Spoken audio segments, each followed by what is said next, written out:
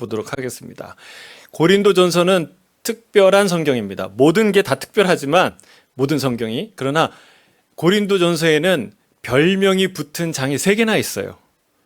고린도전서 12장 은사장, 13장 사랑장, 15장 부활장, 이 3개가 있는 성경이 고린도전서예요. 멋지지 않습니까? 저는 정말 이 본문을 설교할 수 있는 특권을 누리게 된다는 사실만으로도 기쁘고 감격스러워요. 지금 염려가 되는 것은 제가 여러 가지로 부족해서 이 정말 온전하고 풍성한 메시지를 잘 전달할 수 있을까 염려가 되기도 하지만, 그러나 이 본문 자체가 워낙 아름답기 때문에 이 말씀이 선포되는 것만으로도 우리 교회에 커다란 놀라운 영적 은혜가 부어질 줄로 믿습니다. 아멘. 그래서 저는 이 고린도전서 말씀이 선포되는 가운데 성령의, 이 고린도 교회에 있었던 성령의 은사가 정말 물 붓듯이 부어지기를 바랍니다.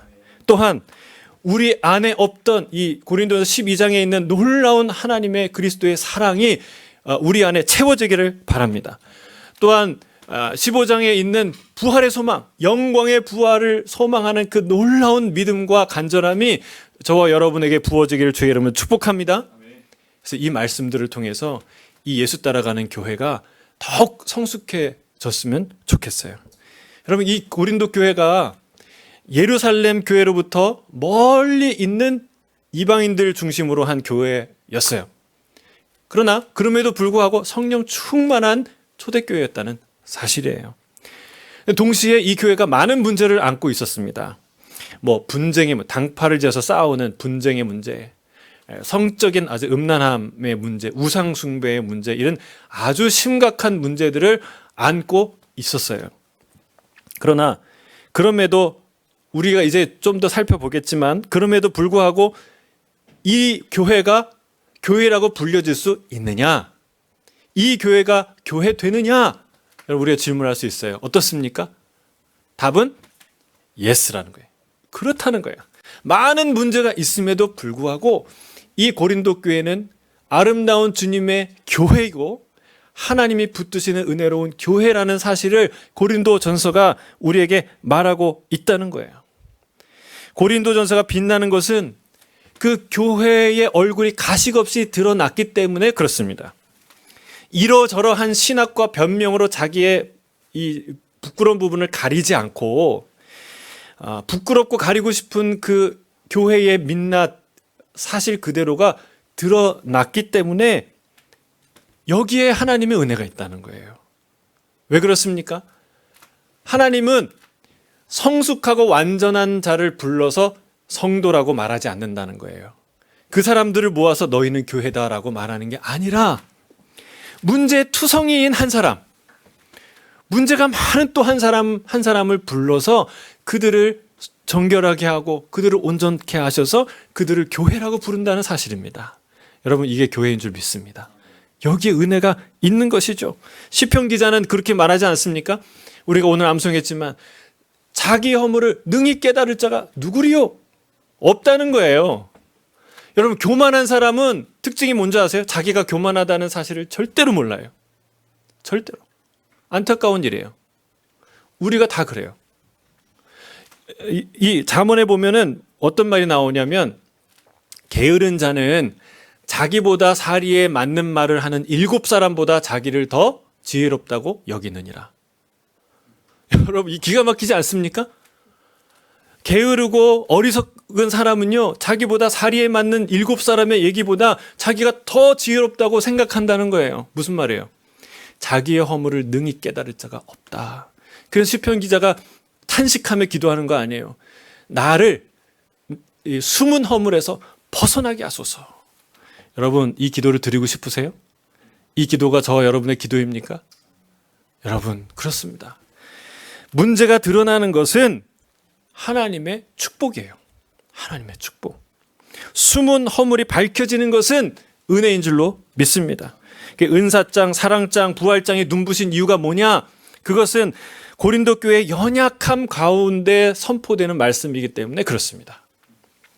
우리의 약함 속에 비로소 드러나고 선명하게 선포되어지는 하나님의 강하심, 하나님의 놀라운 은혜, 그것을 발견하는 시간이 되길 주의 이름으로 축복합니다. 저는 간절히 기도합니다. 하나님, 이 시간에 우리의 연약함이 드러나게 해 주십시오. 분명히 깨닫게 해 주십시오. 그러나 그 위에 그 우리의 연약함을 덮으시는 하나님의 은혜, 그럼에도 불구하고 우리를 사랑하시는 그 놀라운 이 은혜가 경험되어지는 그런 시간이 되기를 간절히 축복합니다. 아멘. 자, 우리 고린도 교회가 어떤 교회인지 한번 먼저 우리가 살펴볼 필요가 있습니다. 고린도는 그리스의 도시예요. 그리스의 그 지리적 위치를 아십니까? 이렇게 그리스가 있으면 남단에 한 이렇게 섬 같은 반도가 있어요. 그래서 잘록한 허리처럼 직경 6km 정도, 여기 보니까 5,950m래요. 그 정도의 폭으로 연결된 잘록한 허리처럼 이렇게 연결된 형식으로 그 밑에 필로폰네소스라는 그 반도가, 큰 반도가 있어요. 거기에는 그리스도 최남단인데 여러분 아주 아테네와 대적을 이뤘던 도시가 무슨 도시예요? 스파르타 아시죠? 그 스파르타가 있었던 필로폰네소스 반도예요. 그리고 아테네는 그 위에 좀 더 올라가서 있죠. 그래서 이 고린도가 어디에 있냐면 이 본토하고 필로폰네소스 반도를 잇는 그 잘록한 허리 부분에 있는 도시가 고린도예요. 그러니까 지정학적으로 매우 중요하죠. 이 동쪽에는 에게해와 아시아로 이어지는 그런 겐그레아 항이 있었어요. 도시가 그런 항구가. 그리고 이 서쪽에는요 이 고린도만이 있었는데 그거는 이제 로마로 가는 그 길이 열리는 곳이었어요. 거기에 있는 항구가 레기움이라는 항구고 그 언덕에 유명한 그 신전이, 큰 신전이 있었죠. 아폴로 신전이 있었죠. 자, 이런 지정학적 위치 때문에 무역의 중심지가 되었습니다. 로마의 자유인들이 많이 이제 이주해 와가지고 인구 밀도가 급격히 늘어났던 도시였어요. 사실은 이 고린도라는 도시는 유서 깊은 도시인데 그 원래 아테네의 황금기 때에 더불어서 이 고린도가 굉장히 융성했어요. 그러나 BC 2세기 중엽에 로마에 의해서 완전히 파괴되었죠. 근데 그 100년이 지난 1세기가 지난 후에 BC 44년에 로마 황제 율리우스 카이사르에 의해서 다시 재건된 도시가 바로 이 고린도였다는 거예요. 당시에 아주 유명한 지리학자가 있었어요. 스트라보라는 사람인데 이 사람의 증언과 기록에 의하면 도시는 빠르게 성장했고 그리고 물질적 번영이 금세 찾아왔다. 마치 사체, 죽은 시체에 파리가 막 그냥 덕지덕지 와서 붙듯이 이 고린도에 돈 많은 사람들이 그렇게 몰려왔다고 표현하고 있어요. 이런 물질적 번영을 누리는데 또 당연히 따라오는 부작용들이 있죠. 신전들이 많았어요. 신전들이. 종교적 번성을 이뤘는데 종교적 번성은 영적 타락으로 이뤄졌죠. 이 신전에서 일어나는 어떤 일이 있었습니까?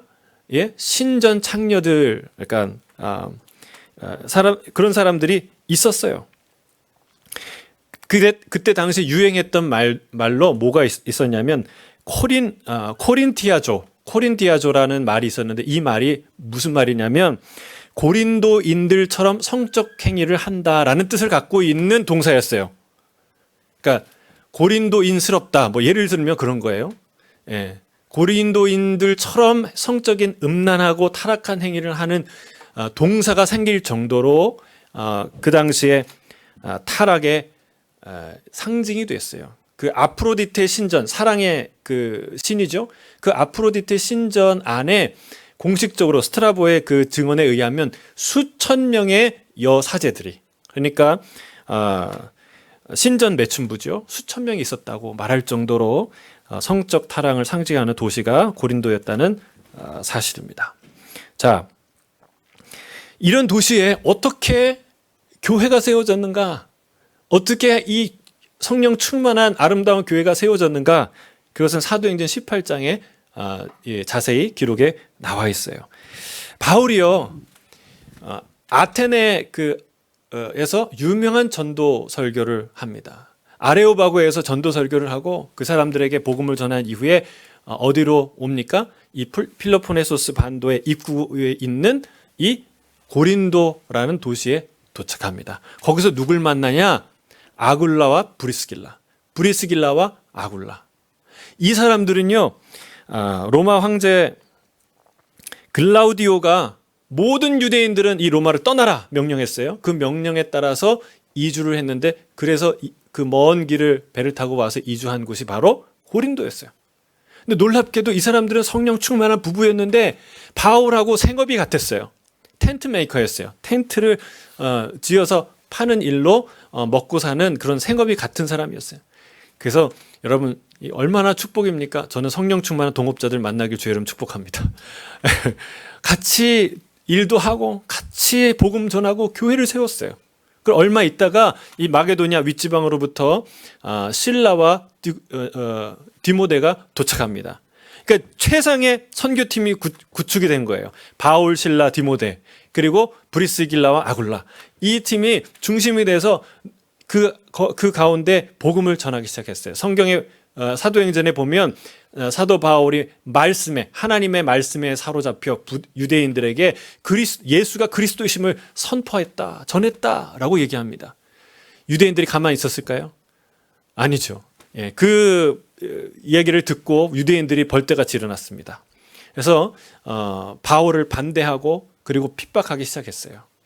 그래서 바울이요, 그때 그래서 예수님이 가르쳐 주셨잖아요. 어디 가서 도시에 가서 복음을 전하면 복음을 받아들이지 않으면 그 마을 입구에서 먼지를 털으라고요. 예? 그래서 이 바울이 옷을 털었다고 표현이 나와요. 털고 내가 이제는 이방인에게로 가리라. 내가 복음을 전했고 너희의 피와 심판에 관하여 나는 아무런 죄가 없다. 예, 책임이 없다. 그리고 이제 그때부터 본격적으로 이방인을 향해서 전도하기 시작합니다. 근데 그 유대 회당 바로 옆에 디도 유스도라는 사람이 살았는데 그 사람이 예수님을 믿기 시작했어요. 그리고 그 사람 집에서 복음을 전하며 가르치는데 그 옆에 있던 회당의 회당장이 그리스보가 또 예수님을 믿게 됐어요. 온 집안이 예수님을 믿고 다 회개하며 주 앞에 돌아와요. 근데 그 다음에 같은 본문에 회당장 소스데네가 나중에 이제 소송이 돼서 맞는 장면이 나오는데 그것 때문에 그리스보가 회당장에서 잘리고 다음 그 회당장에 임명됐던 것 같아요. 근데 놀라운 거 아세요? 그 소스데네도 오늘 본문 고린도전서 1절에 나오는 이 소스데네가 그 소스데네인데 두 번째 그리스보에 이어서 회당장이 된 그 회당장도 예수님을 믿습니다. 그것 때문에 또 매를 맞아요. 여러분, 이 놀라운 일이 일어나지 않습니까?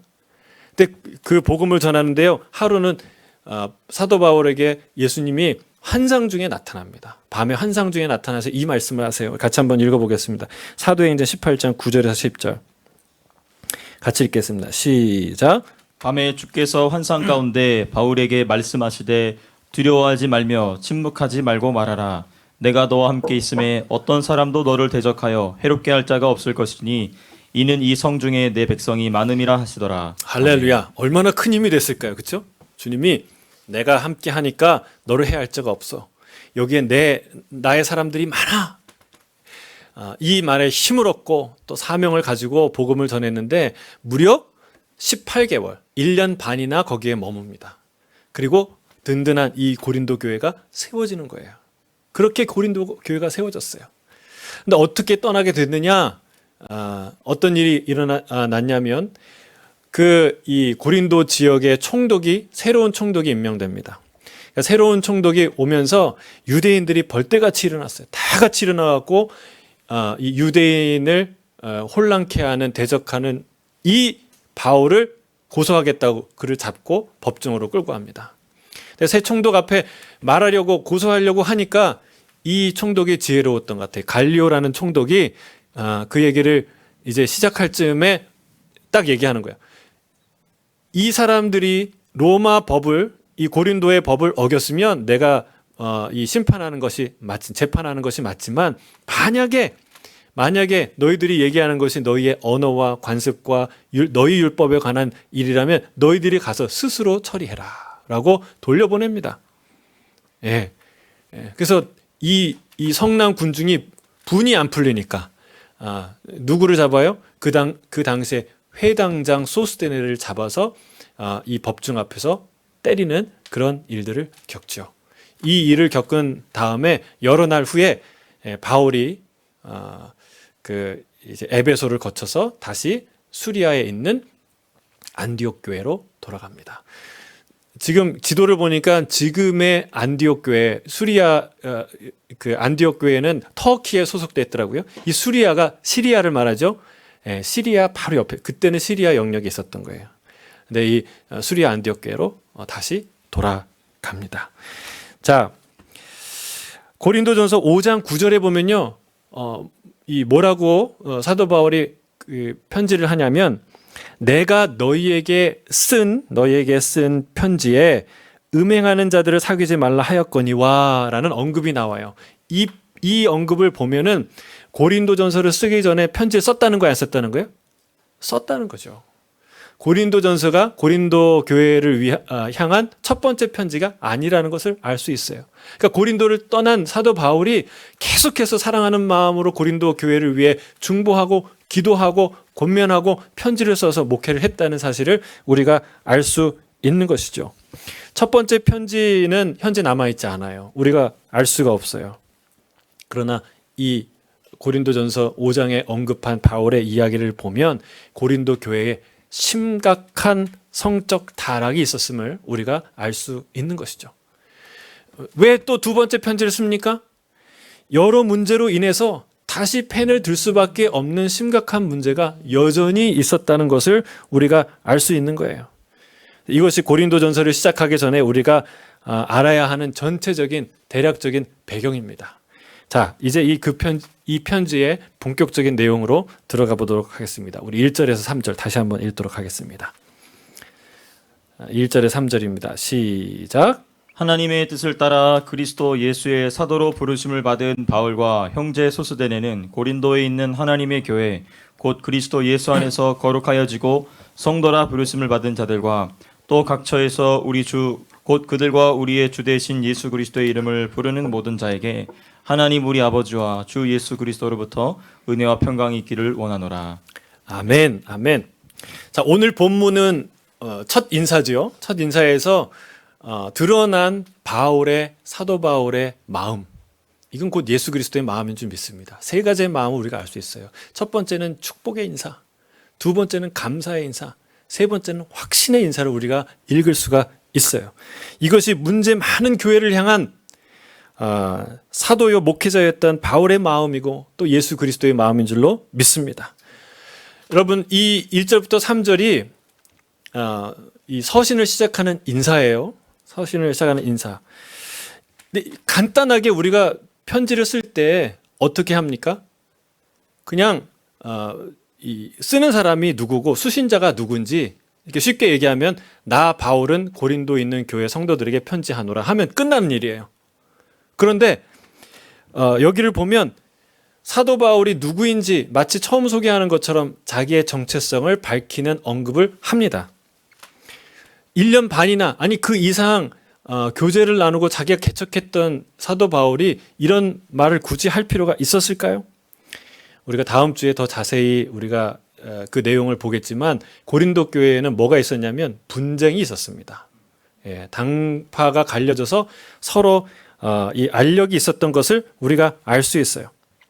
그 갈등 사이에는 어떤 사람이 있었냐면 개척을 했고 사도였던 바울을 반대하는 반대파들이 있었다는 것을 우리가 알 수 있습니다.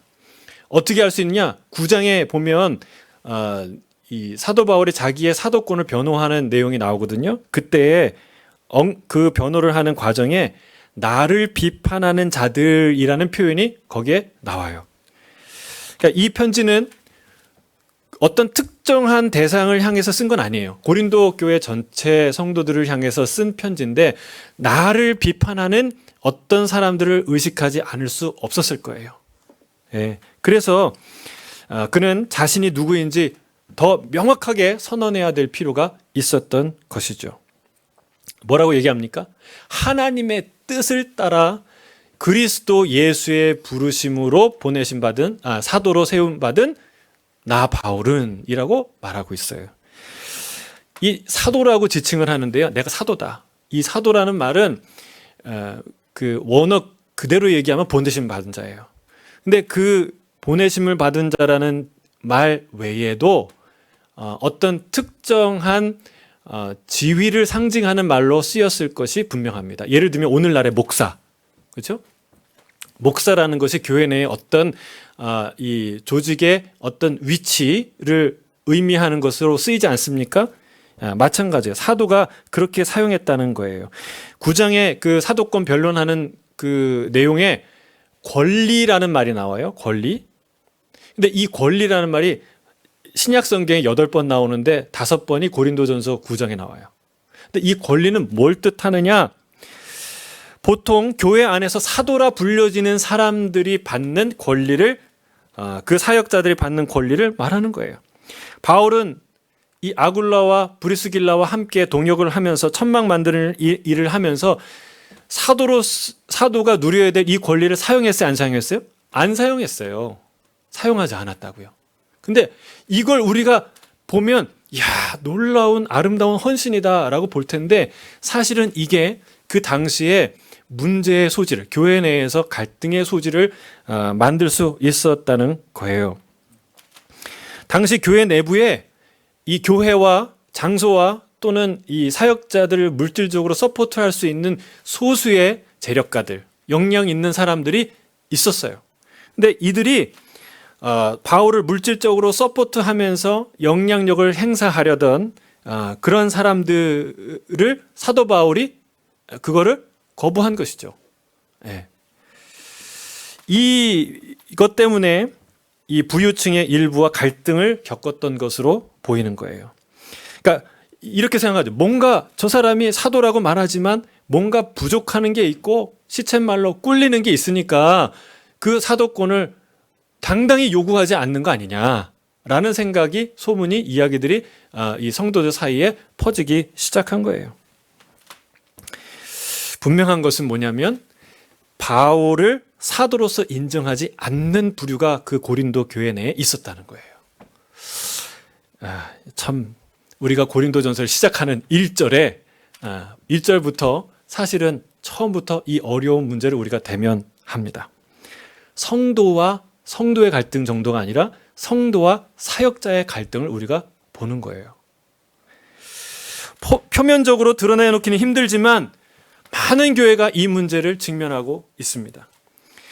교회 안에 있는 문제 중에 가장 심각한 문제 중에 하나이죠. 근데 놀랍게도 이 초대교회, 이 성령 충만한 고린도 교회에서부터 이런 문제가 있었다는 걸 우리가 알 필요가 있어요. 그것도 다름 아닌 누가 개척했습니까? 누가 담임 목사예요? 대사도인 사도 바울이 그 개척한 교회에서 이 문제가 발생했다는 것을 우리가 주목할 필요가 있습니다.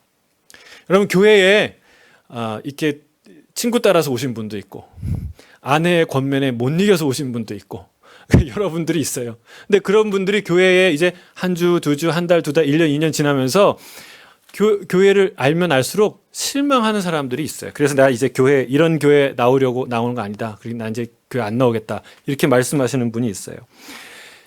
이 고린도전서가 그런 분들을 위해서 쓰여진 성경이에요. 자, 성경을 보세요. 교회 시작부터 그 1장 1절부터 성도와 목회자의 갈등이 나타납니다. 여러분 이런 문제는 시작에 불과해요. 이런 문제만 있는 게 아니에요. 이 정말 영적으로 타락하고 부패한 이 현대 교회에서도 도저히 상상할 수 없는 죄악이 고린도전서에 나온다는 거예요. 여러분 이건 뭘 뜻하는 걸까요? 세상에 온전한 교회는 완전한 교회는 없다. 제가 따라하겠습니다. 세상에 완전한 교회는 없다. 완전한 주님만 계실 따름이다. 아멘이십니까? 여러분 세상에 완전한 교회는 없어요. 완전한 주님이 계시는 거예요. 교회가 스스로 완전할 수 있다면 왜 예수님이 십자가에 죽으셨겠어요? 응애하고 태어난 갓난 아이가 스스로 숟가락으로 밥을 먹을 수 있다면 왜 부모가 밤낮 아이를 돌보겠습니까? 그 수고를 왜 하겠습니까? 여러분, 바울은요 이렇게 고백합니다. 나의 여러 약한 것들에 대하여 자랑하리니 이는 그리스도의 능력이 내게 머물게 하려 함이라. 내가 연약한 가운데 하나님의 능력이 나타난다는 거예요. 갓난아기의 그 연약함을 통해서 엄마의 사랑과 이 풍성함이 드러나듯이 우리의 연약함을 통해 하나님의 분명한 능력과 은혜가 선명하게 드러난다는 거예요. 이 비밀을 고린도 교회는 보여주고 있어요. 고린도전서는 말해주고 있다는 사실입니다. 하나님은 우리의 약함을 통해 당신의 존재를 드러낼 줄 믿습니다. 이 교회를 들여다보면 들여다볼수록 별거 없네. 이런 생각할 수 있어요. 근데 한편에 이런 생각 들지 않습니까? 이렇게 문제 많은 교회가 연약한 교회가 어떻게 굴러가지? 여러분, 이런 생각 안 드세요? 바로 그 연약한 교회가 하나님의 교회라고 고린도전서는 선언하고 있다는 거예요. 바울을 선언하고 있다는 거예요. 말구유에 나신 그 보잘것없는 아이가 하나님의 아들이었다는 거예요. 여러분, 나사렛에서 자란, 깡촌에서 자란 그 시골 청년 하나가, 그 보잘것없는 시골 소년이 온 인류를 구원할 메시아였다는, 그리스도였다는 거예요. 나사렛에 무슨 선한 것이 나겠느냐 말했던 그 지역의 시골 청년 하나가 사실은 온 인류를 구원할 메시아였다는 거예요. 여러분, 마치 그것과 같이 그 연약해 보이는 교회가 하나님의 나라인 줄 믿습니다. 그 부족한 교회가 거룩한 예수 그리스도의 몸인 줄로 믿습니다. 아멘, 아멘. 그게 고린도전서가 우리에게 보여주는 거예요. 그걸 선언하는 것이 바울의 첫 인사입니다. 너희가 보기에는 내가 보잘것없는 사람 같으나 그러나 나는 하나님의 뜻을 따라 사도가 됐고 그리스도 예수가 나를 직접 부르셨고 보내신 사람이다. 내가 사사로의 일을 하는 사도가 아닌 하나님의 명령을 따라 예수 그리스도를 위하여 사역하는 그런 예수 그리스도의 사역자다라고 선언하는 거예요. 또 2절에 너희는 누구냐? 라고 얘기해요. 여러분, 뭐라고 얘기합니까? 고린도에 있는 하나님의 교회요. 곧 그리스도 안에서 거룩하여지고 성도라 부르심을 받는 자들과 또 각처에서 우리 주 곧 그들과 우리의 주 대신 예수 그리스도의 이름을 부르는 모든 자들. 여러분, 성도는 어떤 존재예요? 예? 하나님의 교회. 고린도에 있는, 우리 예수 따라가는 교회는 시드니에 있는 하나님의 교회인 줄 믿습니다. 또 성도들, 우리와 너희 모든 사람들이 그리스도의 이름으로 거룩하여지고 그리스도의 이름을 부르는 하나님의 거룩한 공동체인 줄 믿습니다. 여러분, 교회가 어떻게 하나 되나요? 여러분, 어떻게 하나 됩니까? 제도나 프로그램이나 자격이 아닙니다. 우리가 교회가 사이즈가 커지면 하나 될까요? 여러분, 제도를 이렇게 잘 갖추면, 시스템을 잘 갖추면 하나가 될까요? 아니에요. 여러분, 성도들은 사역자를 별 볼 일 없는 사람으로 여겨서는 안 됩니다. 천막 만들면서 그냥 땀 삐질삐질 흘려가면서 돈 버는 거, 일하는 걸 보면서 때로는 한심하게 보일 수도 있어요. 그 당시에는 노동을 천시 여겼을 수도 있으니, 그리스 헬라 문화권이니까. 헬라 문화권에서는 철학을 중시하는, 로고스를 중시하는 어떤 철학적 논쟁을 가치 있는 일로 고상한 것을 여겼던 문화예요. 근데 그 땀을 흘려서 일을 하는 천한 사람들이 하는 그 노동을 하는 그 사람을, 그 장면을 보고 참 저 사람 수준이 낮네라고 생각할 수도 있어요. 그러나 그렇게 여겨서는 안 된다는 거예요. 그 사도 바울은 하나님의 뜻을 따라 예수 그리스도의 보내심을 받아 이 자리에서 사역하는 하나님의 사도구나 라는 눈이 열려야 한다는 거예요. 그럼 성도를 바라보는 눈은 어떻게 되는가? 사역자들은 성도를 한심한 사람으로 보면 안 됩니다. 예. 어떤 사람으로 봐야 돼요? 별 볼 일 없는 사람들, 가르쳐도 안 되는 사람들, 이런 사람으로 보면 안 돼요. 성도들끼리도 그렇게 바라보면 안 됩니다. 그들은 누굽니까? 하나님의 교회다, 저들은. 그리스도 안에서 거룩하여진 사람들이다. 그리고 그들은 전능하신 이름 예수 그리스도의 이름을 간절히 의지하고 부르는 거룩한 사람들이다 라고 생각하고 보아야 한다는 사실입니다. 여러분, 이게 교회가 진정으로 하나 되는 토대인 줄로 믿습니다. 이런 눈이 열려야 뭐가 나옵니까? 축복이 나와요. 축복. 여러분, 서로를 한심하게 여기면 뭐가 나올까요? 서로 야, 저것밖에 안 되나? 이렇게 하면요, 잘해야 동정이에요. 동정. 그러나 저렇게 존귀한 사역자네, 저렇게 존귀한 하나님의 성도네 라고 생각하는 눈이 열리면 뭐가 나옵니까? 그제서야 축복이 나오는 거예요. 제가 이번에 그 큐티 본문이 신명기 끝부분 아닙니까? 지난주에 모세의 마지막은 뭐예요? 축복이었어. 축복. 12지파를 다 축복해요. 그런데 그 축복이 어디서 나오는지 아세요? 그가 눈이 흐리지 않고 높은 산을 오르락 내리락 할 정도로 정정했던 사람이에요. 120살이 되었지만. 그런데 하나님이 너 이제 느보산에 올라가면 거기서 이제 죽을 것이다 말해요. 하나님이 죽어라 그래 얘기하세요. 근데 여러분 생각해 보세요. 우리는 보통 아파서 죽거나 더 이상 살지 못해 죽는다고 생각해요. 근데 그게 아니라는 거예요. 하나님이 부르실 때 죽는 거예요. 여러분, 마지막 순간에 내가 억울해서 죽겠다. 내가 아직도 할 일이 많고 내가 아직도 정정한데 왜 하나님이 날 부르지? 이렇게 원망과 분노로 찬 사람들은 축복할까요? 안 할까요? 마지막 운명하시는 여러분들을 보는데 그런 원망 있는 사람들은 절대 축복 못합니다. 저주 안 하고 가면 다행이에요. 여러분, 축복은 어디서 나옵니까? 순종에서 나와요. 하나님이 부르실 때 그래! 내가 이 땅에 1년을 더 살아서 누리는 영광이 하나님 앞에서 영원히 누리는 영광과 뭐가 비교할 바가 안 되지? 내가 이 땅에 남아서 할 수 있는 일이 과연 뭐가 있느냐? 하나님이 하신 일이지. 내가 지난 광야 40년간 하나님과 누린 그 영광이 이미 충분하지 않는가? 라는 감사와 순종의 마음이 쑥 들어올 때 여러분, 마지막 순간에 뭐가 나와요?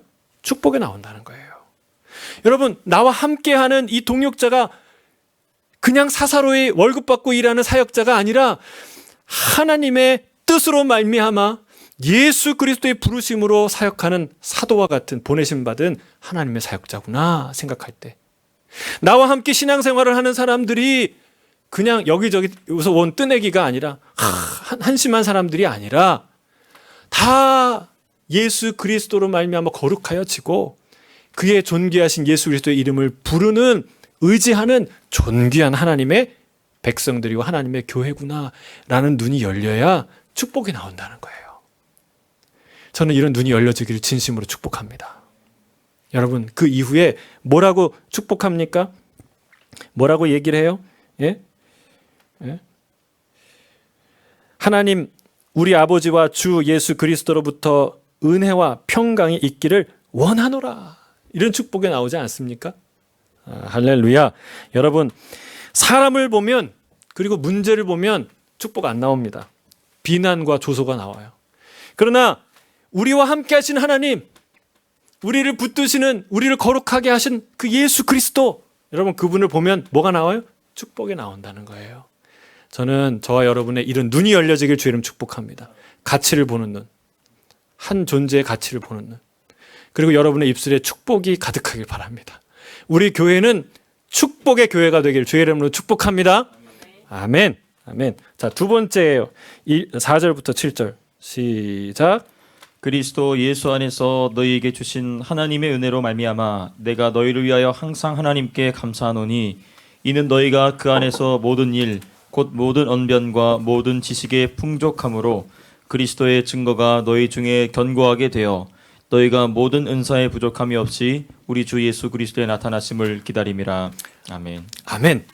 사도 바울은 감사하다고 인사합니다. 이제 곧 얼마나 많은 문제들이 드러날 텐데, 이야기할 텐데, 언급할 텐데 감사하다고 해요. 뭐가 감사할까요? 뭐가 감사하다고 말합니까? 그리스도 예수 안에서 너희에게 주신 하나님의 은혜로 인해서 감사하다. 어떤 은혜요? 고린도 교회에 나타난 여러 가지 은사들이에요. 풍족하게 나타난 모든 언변, 모든 지식이라고 언급해요. 고린도전서 13장에요. 어떤 언급이 나오냐면 사람의 방언과 천사의 말을 할지라도 사랑이 없으면 점점점 이런 언급이 나와요. 또 그 뒤에 내가 예언하는 능력에서 모든 지식과 모든 비밀을 알고라는 이 언급이 나와요. 그러니까 이것을 보면 실제로 이런 풍성한 은사들이 모든 언변과 모든 지식 이런 은사들이 고린도 교회에 있었다는 걸 알 수 있어요. 그런데 안타까운 것은 이런 풍성한 은사들이 실제는 이 은사 때문에 이리저리 이 은사들이 충돌하면서 많은 문제를 일으키고 있었다는 것도 우리가 알 수 있어요. 그런데 그들을 향해서 사도 바울이 뭐라고 언급하냐? 이렇게 얘기해요. 이렇게 얘기하지 않아요. 언변이 풍성하면 뭐해? 지식이 풍성하면 뭐해? 사랑이 있어야지. 이런 식으로 말하지 않는다는 거예요. 예, 이거 중요합니다. 그는 항상 하나님께 감사하다고 얘기했어요. 진심으로 감사하다는 거예요. 뭐에 대해서 감사합니까? 그들에게 모든 지식과 모든 언변들이 풍성해진 것을 진심으로 감사하다는 거예요. 분명 사도 바울도 고린도전서 13장에 사람의 방언과 천사의 말을 할지라도 사랑이 없으면 소리나는 구리와 울리는 꽹과리가 된다고 말하고 있어요. 그러면 그 말대로라면 사람의 방언과 천사의 말을 하는 것 자체가 불행의 시작인가요? 성령님께서 쓸데없는 은사를 주신 건가요? 그건 무가치한 건가요? 예언하는 능력을 아예 처음부터 안 주셨어야 하는 건가요? 결코 아니라는 거예요. 결코 아니다. 사람의 방언과 천사의 말을 하는 사람에게 뭐 하라는 거예요? 사랑을 더하라라는 말이죠. 사랑이 중요하니까 사람의 방언, 천사의 말, 예언하는 능력 다 쓸데없다 이런 식으로 말하는 게 아니라는 것입니다. 여러분 이 태도가 너무나 중요해요. 그런 식으로 말하면 소용 있는 게 아무것도 없어요. 예를 들어 우리가 사랑해서 결혼했는데 이제 외로움 끝, 행복 시작이라고 생각했는데 문제는 그때부터예요. 생각하지 못한 갈등과 문제들이 계속 일어나요. 그러면 이런 생각이 돼요. 이런 결혼 못하러 했나. 아이를 낳아서 행복했어요. 너무 사랑스러웠어요. 그런데 육아의 어려움에 숨이 막히기 시작합니다. 출근은 있는데 퇴근이 없는 직장 같아요. 예. 예. 내 삶이 엉망진창이 돼요. 예. 그러면서 이렇게 생각하는 거죠. 애는 낳아서 뭐하나. 그렇게 가고 싶은 직장에 들어가요. 이제 승승장구할 줄 알았는데 문제는 그때부터요. 동료들이랑은 경쟁하고 상사로부터는 압력을 받고 내가 하는 일은 실패하고 번번이 실패하고 여러분 이런 직장은 내가 왜 다니나. 여러분 이런 생각을 할 수 있어요. 여러분 그런가요? 아니에요. 그렇지 않습니다. 우리 인생에요. 감사를 잃으면 무게중심을 잃어버리게 됩니다. 감사를 잃으면 중심을 잃어버려요. 자녀에게 감사하는 마음이 있으면 아무리 육아가 힘들더라도 그 문제를 풀어갈 수 있어요. 요즘에는요. 성경에는요. 내 자녀가 화살, 전통에 가득 담겨있는 화살과 같다. 여러분 워리어, 전사들이 자기 화살통에 활 쏘는 사람이 화살이 가득하면 마음이 든든하겠죠. 근데 화살통은 있는데 화살이 없어요. 그 얼마나 마음이 불안하겠습니까? 하나밖에 없어. 불안하겠어요. 그렇게 자녀가 많으면 복이라는 거예요. 선물이라는 거예요. 근데 요즘에 사람들이 자녀가 많으면 뭐라 그래요? 짐이다. 내 인생의 혹이다 말하는 거죠.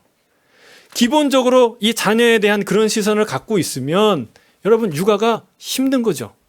그러나 이 자녀가 내게 축복이다라는 그런 감사가 있으면 여러분 문제가 있어요. 근데 그 문제를 풀 수 있어요. 근데 내가 이 자녀를 낳아서 너 때문에 내가 힘들다라는 마음을 가지면 그 문제는 잠시 풀 수는 있겠지만 그 인생은 파멸과 부정과 절망과 포기로 가게 된다는 사실이에요.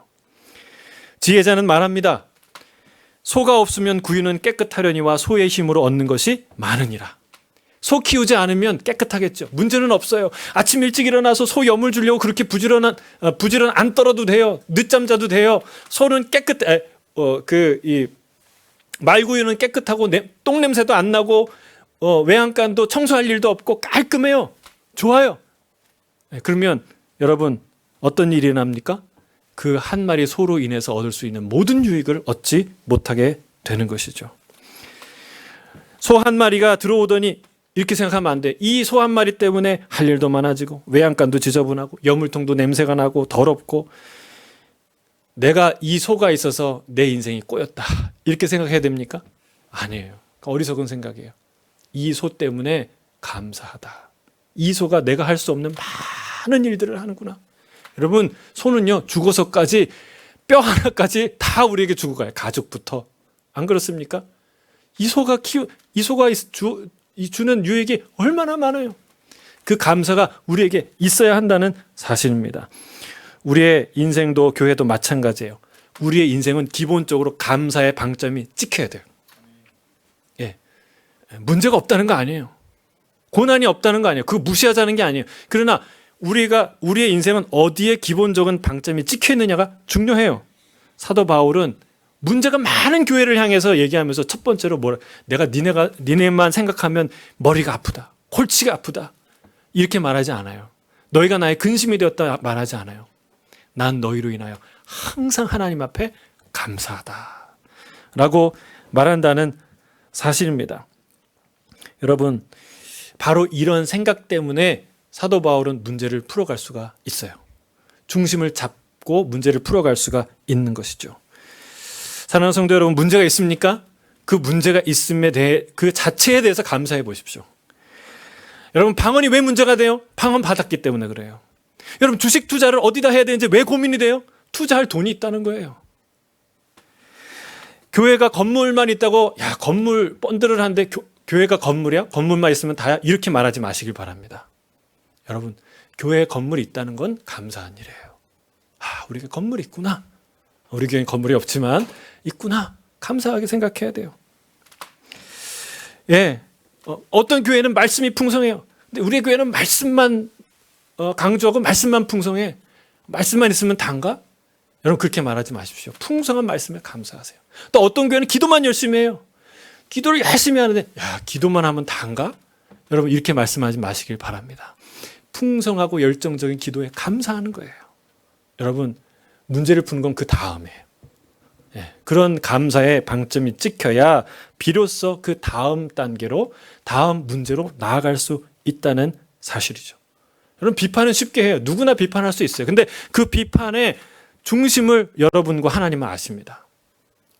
여러분, 내가 내 비판의 중심을 보세요.